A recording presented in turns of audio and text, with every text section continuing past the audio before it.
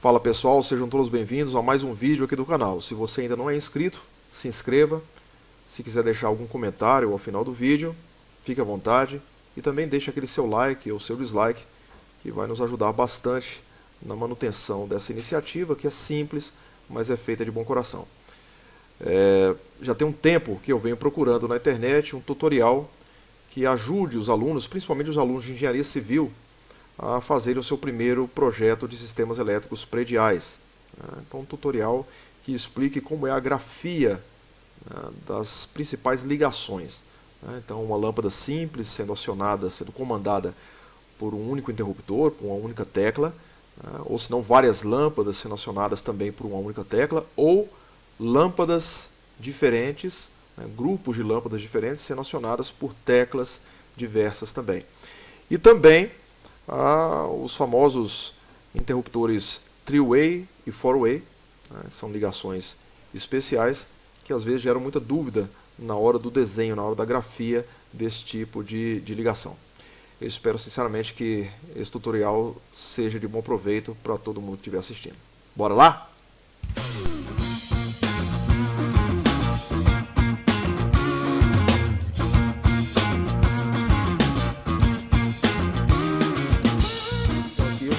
Alguns exemplos de como se fazer, como se desenhar determinadas ligações, determinados tipos de circuitos elétricos. Pode ser que eu faça uma aula depois exemplificando outros tipos de circuitos elétricos, mas os circuitos que são o objetivo desta aula vão ser os circuitos eu vou até colocar aqui no canto, circuitos abordados. Então, os circuitos que vão ser abordados serão, primeiro, circuitos de tomadas. As tomadas, quando eu me refiro a tomadas, tomadas de uso geral ou tomadas de uso específico. Afinal de contas, o que diferencia uma da outra é só a potência, só o fato de as tomadas de uso específico terem uma potência maior e de serem destinadas a apenas um aparelho. O segundo circuito abordado vai ser o circuito ou circuitos de iluminação. Esses circuitos de iluminação, eles podem compreender uma lâmpada mais um interruptor, ou eles podem compreender várias lâmpadas mais um interruptor, ou seja, várias lâmpadas que são comandadas por uma única tecla, um único seccionador, única tecla de comando. Eu posso ter várias lâmpadas e vários interruptores. Posso ter lâmpada ou lâmpadas, mais interruptores paralelos ou intermediários. O interruptor paralelo ou intermediário, ele é usado simplesmente para facilitar, é uma facilitação logística da manobra dessas lâmpadas, dessas luminárias.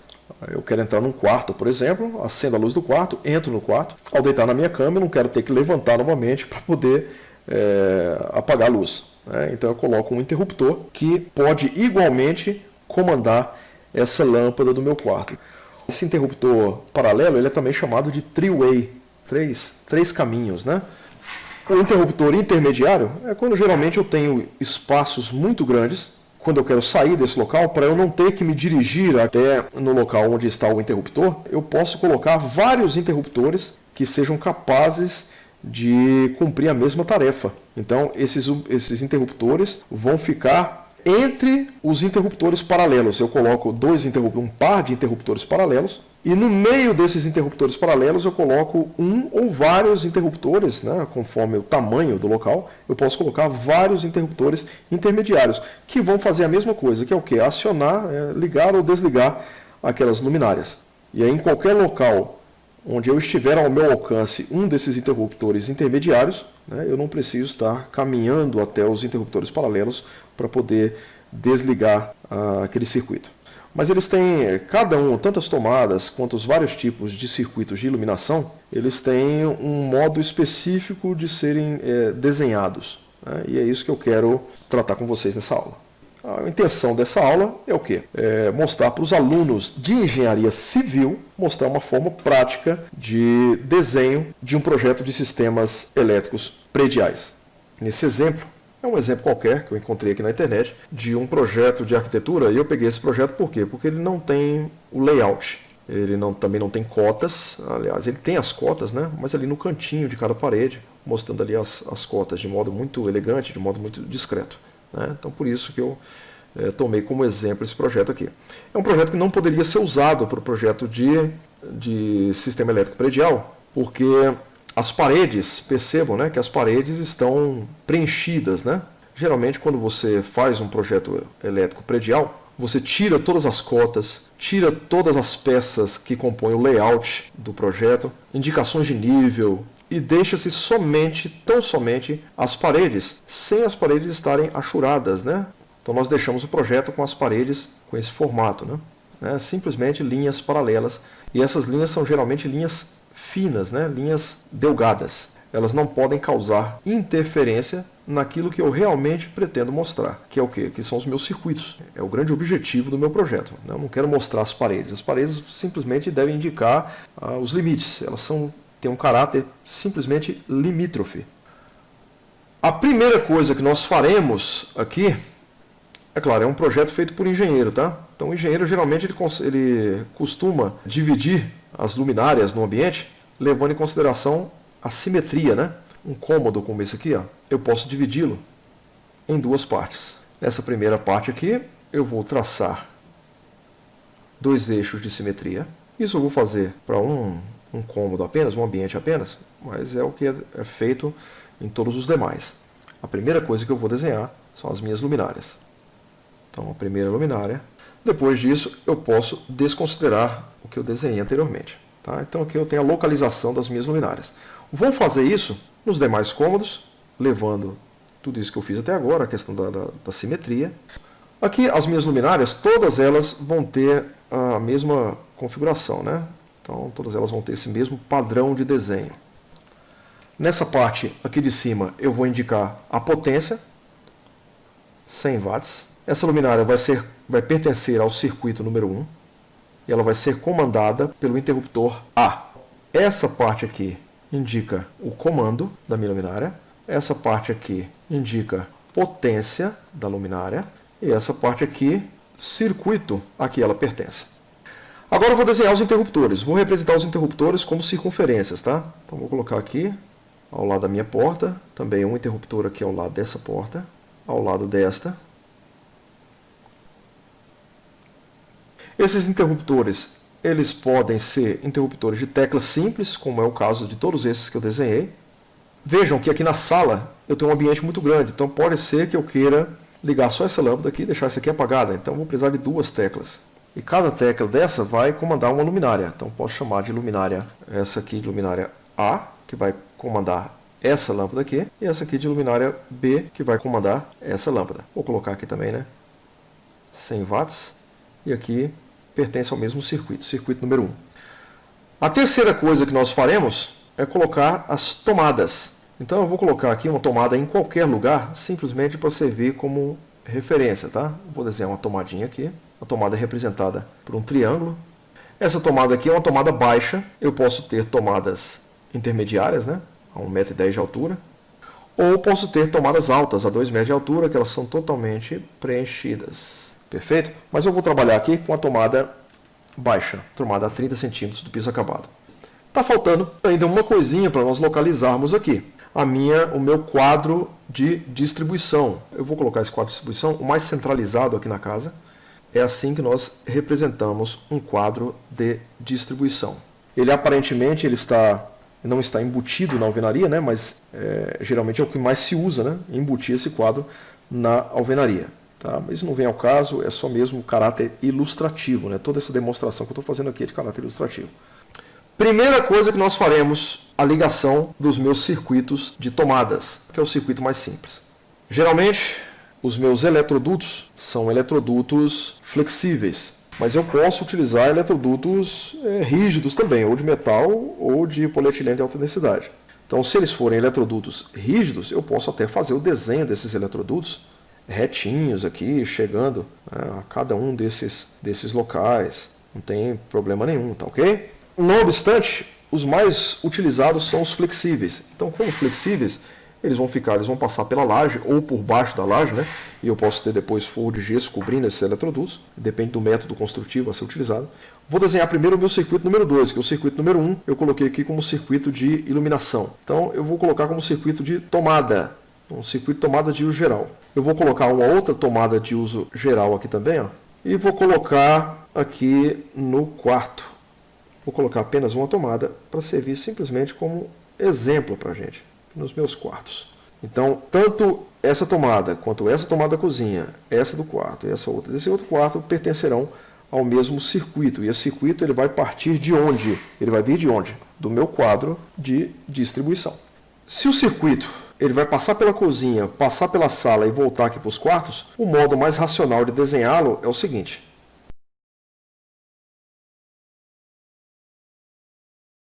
Eu poderia começar aqui no quarto e voltar para a cozinha? Poderia, mesma coisa. Mas como está essa caixa octogonal, ela está mais próxima do quadro de distribuição geral, eu resolvi fazer dessa maneira aqui.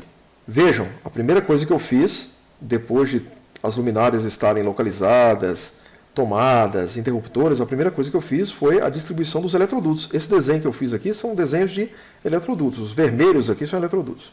Essas tomadas, esse circuito de tomadas, ele poderia passar pelo chão também e subir pela alvenaria nos pontos de tomadas? Poderia.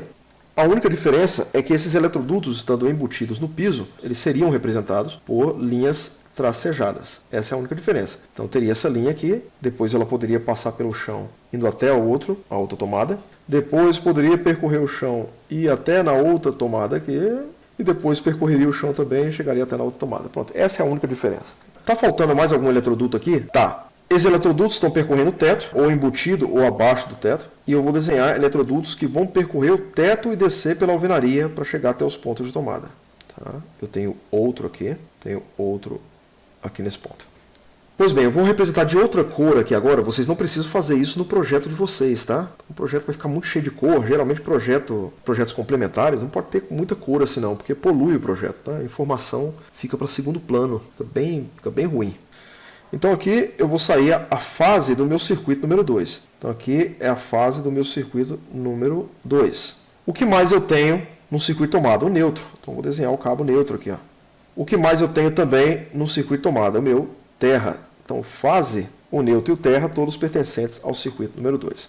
Eles chegam até na luminária, só como passagem, né? Porque o verdadeiro objetivo é chegar até os pontos de tomada. Então, quais os cabos que vão chegar até os pontos de tomada? Os mesmos. Então, o neutro, o fase e o terra. Tudo isso do circuito número 2. Aqui também, o neutro, o fase e o terra pertencentes ao circuito número 2. Como eu tenho mais tomadas a alimentar no meu circuito, eles vão passar por aqui, ó. Neutro, fase e terra do circuito número 2. Aqui o neutro, o fase e o terra do circuito número 2. Neutro, fase e terra do circuito número 2. Aqui também neutro, fase e terra. E aqui chegando até os seus pontos finais.